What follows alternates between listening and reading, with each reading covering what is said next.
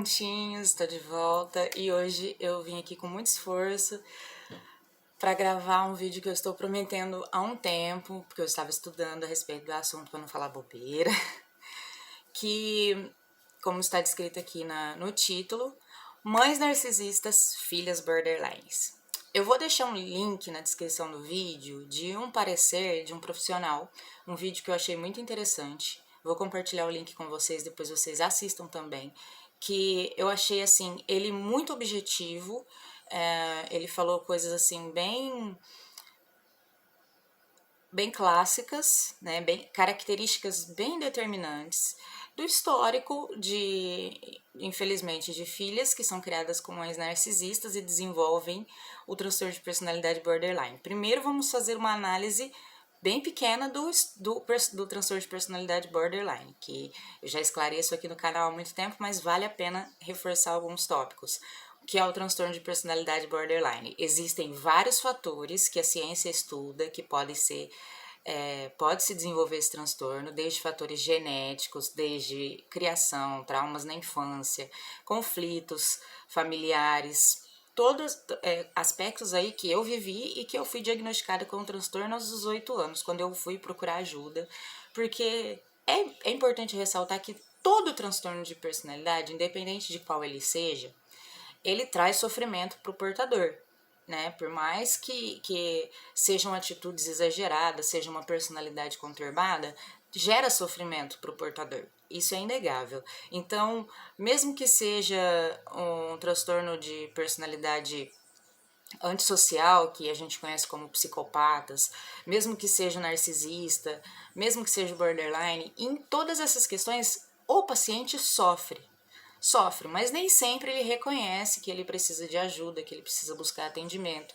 que isso vai mudar a vida dele, que realmente ele tem um problema e ele precisa buscar tratamento. Nem sempre isso acontece, porque também é uma característica do transtorno, né? A pessoa ser anuviada pela aquela ideia de que ela está certa, de que as outras pessoas é que estão erradas. Isso acontece em todo tipo de transtorno de personalidade. Mas a diferença que eu notei em mim é que desde o momento em que eu fui diagnosticada com borderline, eu procurei estudar, procurei aprender, eu tirei o meu eu de questão e fui analisar o que era isso, por que eu tive esse nome dado à minha personalidade, né? O que é personalidade, também já expliquei em outros vídeos, vocês podem encontrar aqui no canal, o que é a personalidade, o que é a diferença de transtorno de personalidade para transtornos afetivos do humor, como o bipolar, como a depressão, é muito diferente,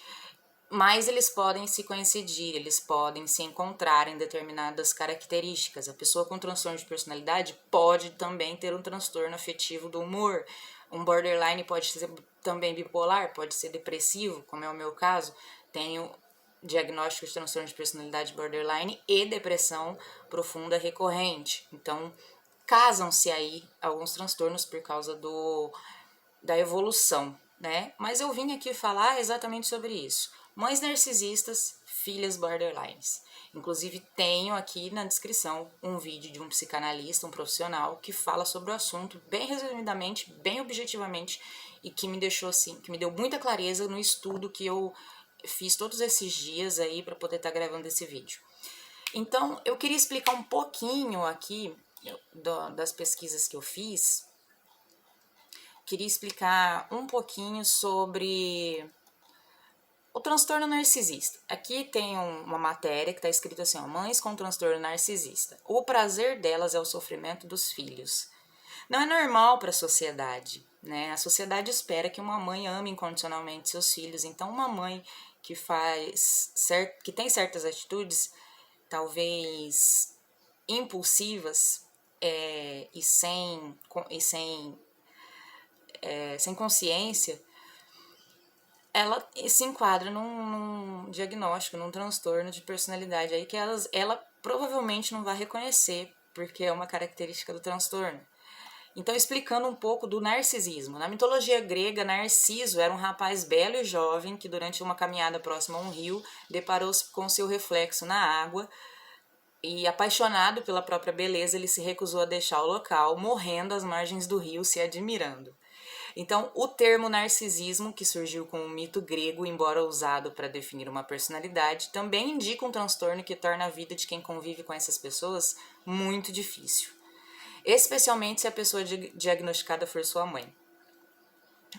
Aí tem um relato aqui de uma paciente em questão.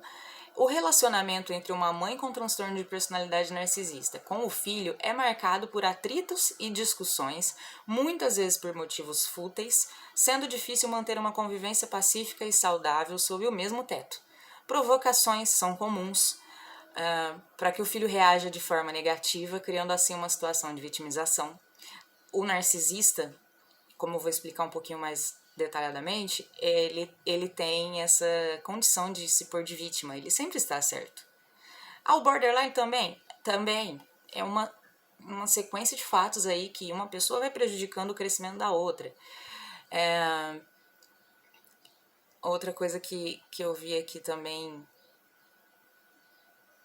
o transtorno de personalidade narcisista pode ser chamado também de narcisismo materno, se baseia em desvios acentuados de como a mãe pensa, sente e convive com as pessoas. Segundo a psicóloga clínica Blenda de Oliveira, formada pela PUC de São Paulo, estamos falando de um narcisismo que vai por um caminho muito mais de um transtorno do que um narcisismo que todos nós temos e que faz parte do ser humano. De se autovalorizar, de ter uma autoestima elevada, né? Até aí, normal. Este transtorno de personalidade narcísica faz com que a pessoa tenha uma percepção grandiosa de si mesma, merecedora de tudo. Nunca acha que as pessoas ao seu redor são qualificadas à altura. Então, uma das características que eu vivencio desde a minha infância, desde a minha adolescência, desde todo o meu relacionamento com a minha mãe, já estou fazendo 30 anos este ano, uma das características marcantes é essa. Eles nunca estão satisfeitos com o que você faz. Nunca. Você nunca vai suprir as expectativas de um narcisista, porque ele é sempre melhor. E ele vai usar disso para te criticar, para te humilhar, para te destruir. Segundo ela, uma pessoa que tem esse tipo de transtorno normalmente desenvolve pouca empatia, né? Ela não consegue se colocar no lugar do outro. Raras vezes, né? Ela não nasceu ou desenvolveu essa dificuldade empática. Outra questão apontada pela psicóloga é que, embora o narcisista transpareça que se ama muito, na verdade ele é alguém frágil, com imensa carência de amor, baixa autoestima e que se sente invariavelmente desamparado. Geralmente, são pessoas cujo desenvolvimento emocional foi pouco fomentado pelos seus cuidadores. Então, a pessoa portadora do narcisismo, ela já vem de uma história complicada. Eu conheço a história de vida da minha mãe. Eu sei que ela sofreu, eu sei que ela teve problemas na infância com a mãe também. Então, transtornos de personalidade, ele tem uma carga genética bem pesada.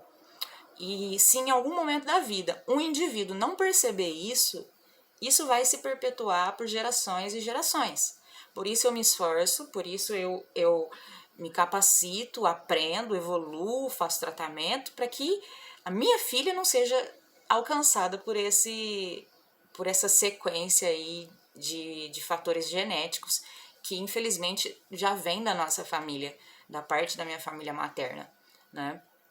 Mães más. A crença de que toda mãe é perfeita e que o seu amor pelos filhos é algo incondicional pode ser uma utopia em alguns casos.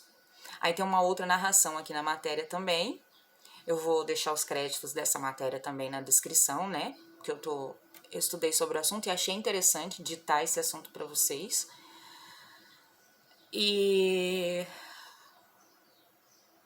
as mães narcisistas pensam nos filhos como uma posse permanente, como se fosse uma propriedade. De acordo com Oliveira, essa psicóloga, inúmeras vezes elas podem se colocar não de uma forma grandiosa, no sentido de eu sou maravilhosa, mas se colocar grandiosa como vítima, como aquela que não é compreendida, que precisa ser ouvida, que precisa ser vista. De modo geral, é uma mãe que invade a privacidade e muitas vezes expõe de forma constrangedora os filhos, diz essa especialista. Aí entra a minha experiência pessoal. Nesse caso, sofri muitas humilhações da minha mãe, fui exposta de formas muito constrangedoras. A minha mãe já me agrediu fisicamente, já me deixou de olho roxo, não foi só uma vez, né? As brigas, as contendas, elas são às vezes por motivos fúteis. Eu já tentei várias vezes sentar com a minha mãe e explicar sobre o transtorno de personalidade borderline e ela se negar a acreditar no transtorno. Ela chamar o transtorno de personalidade como ladainha. Ah, você já vem com essas ladainhas, com essa choradeira, com esse mimimi, com essa dramatização, você que me abandonou, você que, sabe? Ela se coloca numa posição de vítima e ela tem essa autodefesa, né, que ela não está errada, que a versão dela, os pensamentos dela estão corretos, que ela é a vítima. E aí fica nessa troca, nesse ping-pong de que eu sou a vítima, você é a vítima, você é vítima, eu sou vítima. E assim, você me abandonou, eu te abandonei, quem que abandonou quem? Na verdade, é uma questão psiquiátrica, é uma questão a ser tratada. Lógico, se a pessoa se abrir para isso, o que é muito difícil, né? Na maioria das vezes, essas mães não vibram com as conquistas dos filhos, podendo ter inveja pelo crescimento deles. A minha mãe nunca me incentivou a crescer. Quando eu dizia que queria fazer uma faculdade, ela falava que eu sonhava alto demais. Ela fez eu desistir do meu sonho, da minha carreira de jornalista, falando que isso era coisa de rico, que você tinha que ter QI, que você não tem capacidade para isso, você sonha demais, você quer se aparecer, né? É uma pessoa que ela não motiva, ela sempre tem um problema para uma solução. Você encontra uma solução, você tem um sonho, ela vai lá e coloca um problema, ela joga um balde de água fria. É a característica que eu vivi toda a minha vida. E hoje eu sei que o intuito era que eu fosse dependente dela, né? E quanto mais dependente, mais controle ela teria sobre mim. Então, esse controle que ela quer ter sobre mim é para fomentar a autoestima dela, para fazer com que ela se sinta importante, porque é a necessidade do narcisista que ele se sinta reconhecido, importante, valorizado, e que ele às vezes tende a diminuir as pessoas para que, afetando a autoestima dessas pessoas, essas pessoas sejam dependentes dela. Só que eu parti pelo outro lado. Eu parti pro lado de conhecimento, pro lado de ser autossuficiente, de superar e de ajudá-la, caso ela aceite ajuda, né? Pra gente se entender. Então, é um procedimento bem difícil. Por que elas são assim? Por que elas são assim?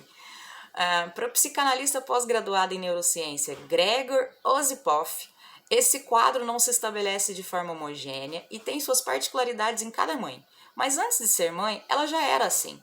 Para a psicanálise, cada ser humano é único, porém as mães narcisistas muitas vezes não conseguem ter empatia com seus filhos, não conseguem se colocar no lugar do outro, apenas se enxergam.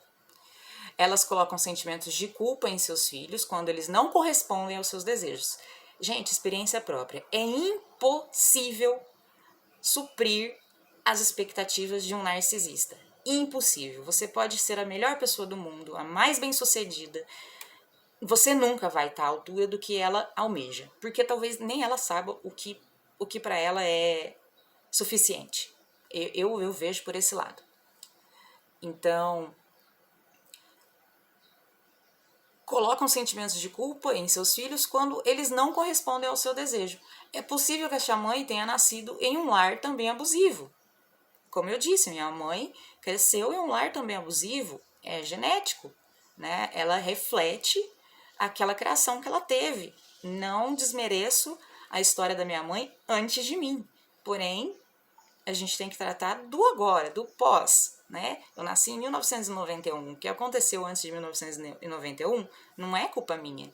O que aconteceu antes do nascimento dos meus irmãos não é culpa deles. E todos nós três sofremos com essa personalidade da minha mãe, que não é reconhecida, tá? De fato, aqui tem uma outra narrativa de uma outra mãe, peraí, deixa eu me encontrar.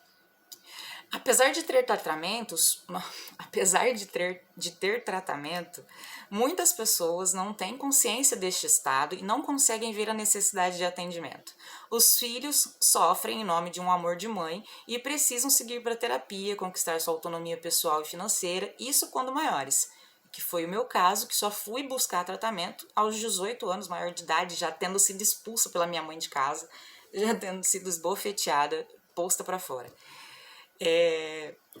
Muitas vezes são tratamentos demorados, mas com resultados satisfatórios, desde que você tenha disponibilidade, desde que você tenha vontade de se tratar.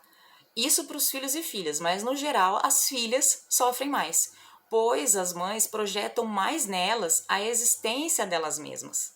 Isso é muito evidente. Uma mãe narcisista, elas projetam nas filhas um ideal que elas querem que essas filhas sejam. Eu quero que minha filha seja isso, que ela faça isso.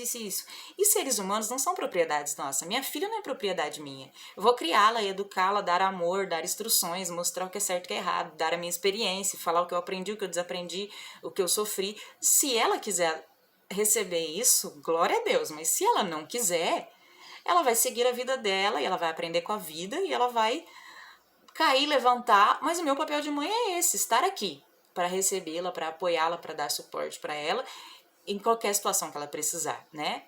Eu entendo que esse é o papel de mãe. A gente orienta, né? Mas a gente não pode esperar que aquele ser humano seja exatamente o que nós queremos. Então, diz esse estudioso.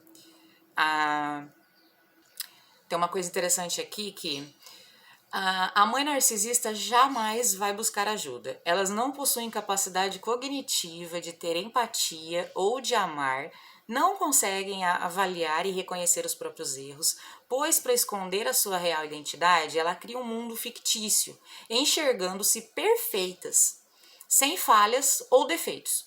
Isso eu presenciei a vida inteira. Por esse motivo, mães narcisistas não buscam ajuda terapêutica, muito menos reconhecem que são acometidas por esse transtorno. Diz o estudante de psicanálise que há anos cortou relações de forma definitiva com a mãe. Um outro relato que tem aqui. De acordo com Greger, um outro estudioso, os filhos, reconhecendo esse quadro, devem primeiro procurar um especialista para ter apoio profissional. Se forem maiores e tiverem autonomia para isso, mas se forem menores, podem contar com a ajuda de familiares. Eu não tive ajuda de familiares enquanto era menor de idade, né? Pelo menos não ajuda assim de que familiares interferissem no que acontecia na minha vida com o meu pai, com a minha mãe e tudo mais. Às vezes eles até viam. Hoje eu converso com pessoas que falam, eu lembro como você era tratada pela madrasta, pelo pai, pela mãe, mas não podiam fazer nada, né? Entretanto, o tratamento com especialista em psicanálise e psicologia é fundamental. Não estamos falando em tempo ou idade, pois essa busca pode ser feita a qualquer momento da vida, até na idade adulta e da melhor idade, para curar as feridas do passado. As marcas feitas na infância são, no geral, sempre as mais profundas, diz o psicanalista. Como são mães que fazem tudo sob o guarda-chuva do amor, da segurança e da proteção, é como se elas deixassem a percepção dos filhos um pouco confusa, sendo preciso que os filhos tenham consciência dessa dinâmica para encontrar alternativas a essas mães. O Wallace escolheu o distanciamento. O Wallace é uma pessoa aqui que deixou o seu depoimento na matéria.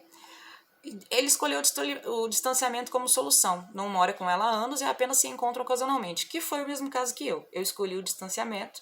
Por muitos anos, eu sofri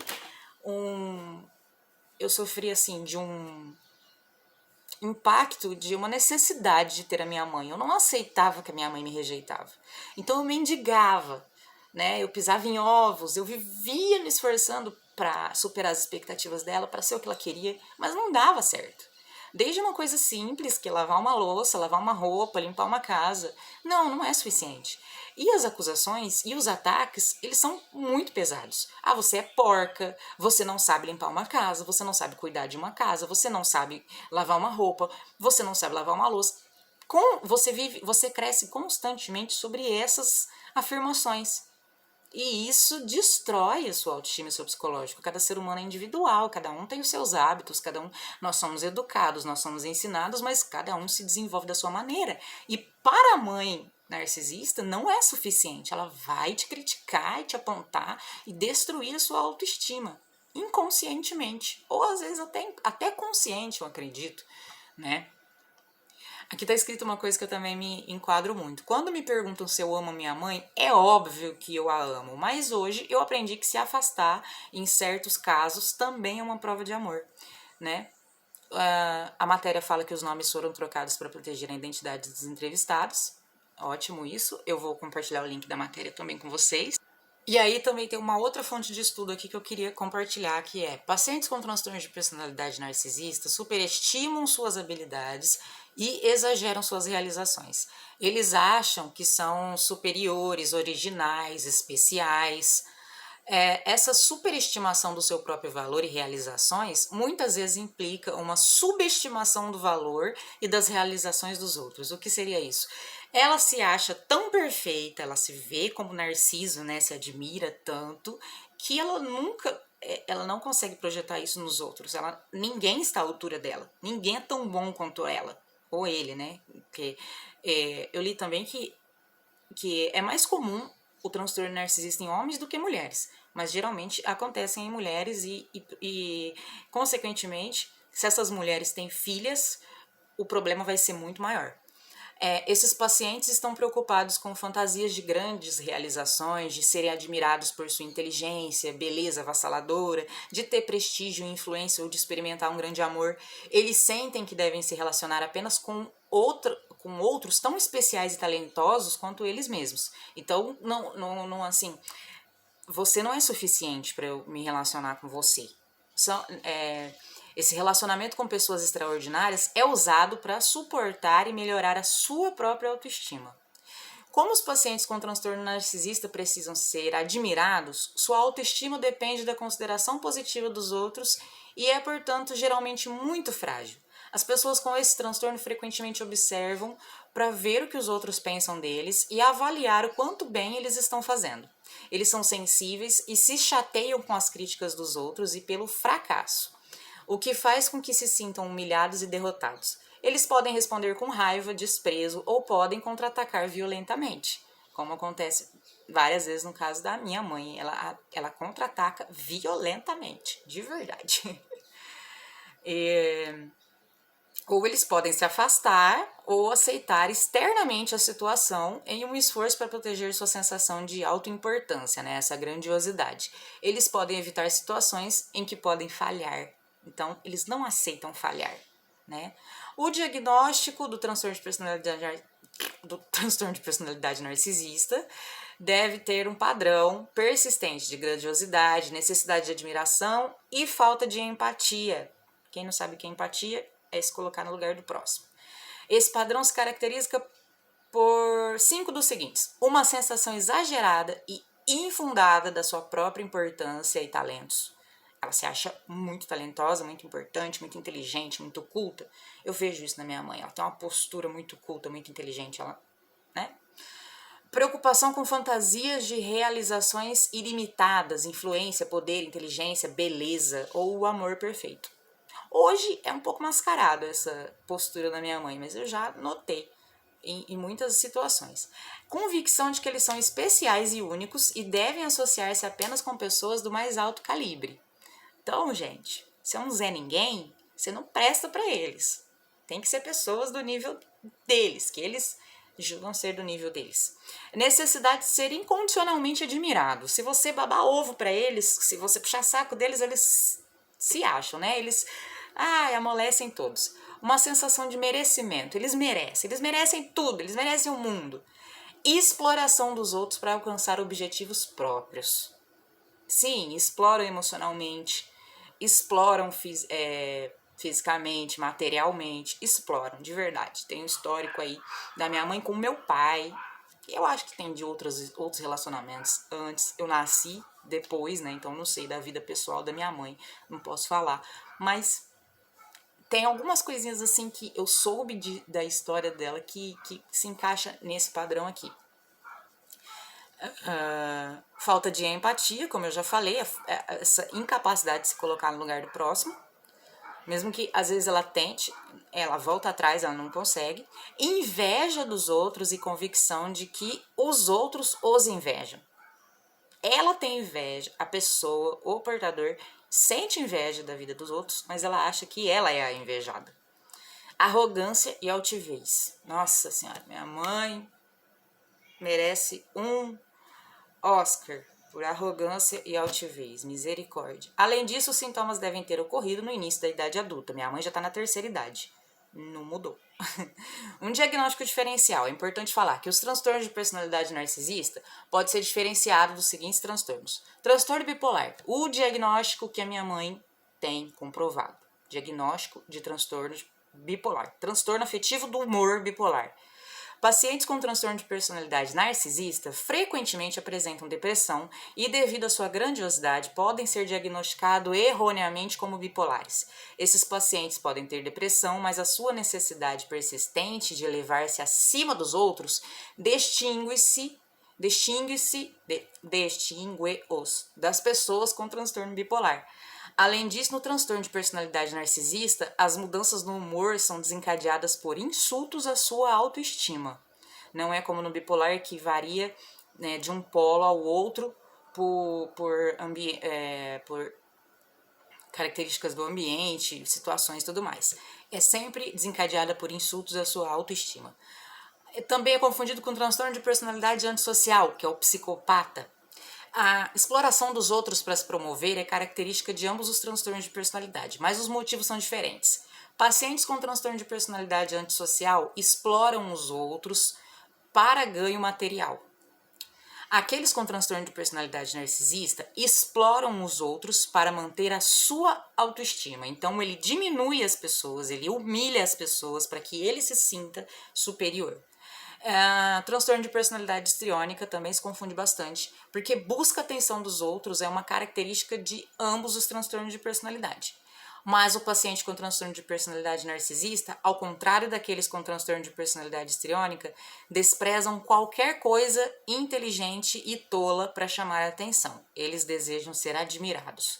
Enquanto o histriônico faz de tudo para chamar a atenção, até situações ridículas, o narcisista sabe como chamar a atenção, sabe como ser manipulador, como ser reconhecido, como ser a vítima, como ser... né? A gente está vendo isso no processo que eu estou vivendo, basicamente. Existe tratamento, psicoterapia e psicodinâmica.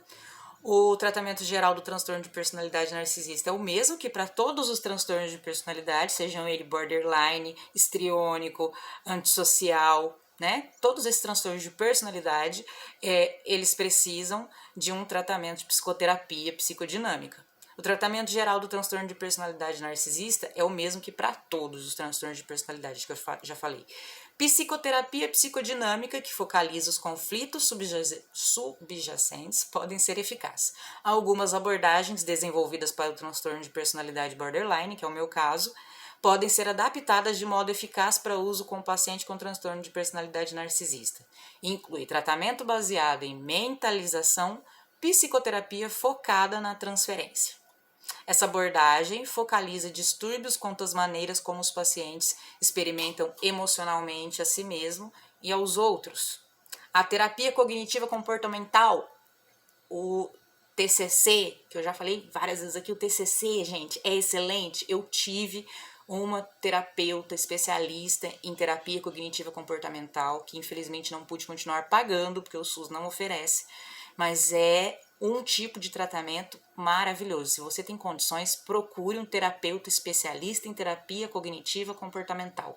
Seja qual transtorno de personalidade você tenha, é uma terapia excelente. Pode ser interessante para pacientes com transtorno de personalidade narcisista, porque eles podem achar atraente a oportunidade de aumentar sua maestria, sua necessidade de elogios, pode permitir que o terapeuta molde o seu comportamento. Alguns pacientes com transtorno narcisista acham que as abordagens cognitivo-comportamentais dos manuais demasiadamente simplistas ou genéricas para suas necessidades especiais. Então, também vou deixar o link desta matéria aqui. Para não me estender demais, para que eu quis fazer esse vídeo?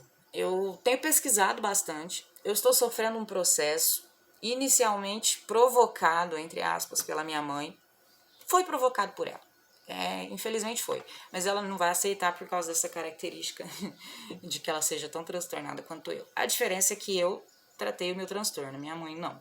Minha mãe já tá com 64 anos, 63, eu não sei. Já esqueci, porque minha memória é uma vaga lembrança, não é uma memória.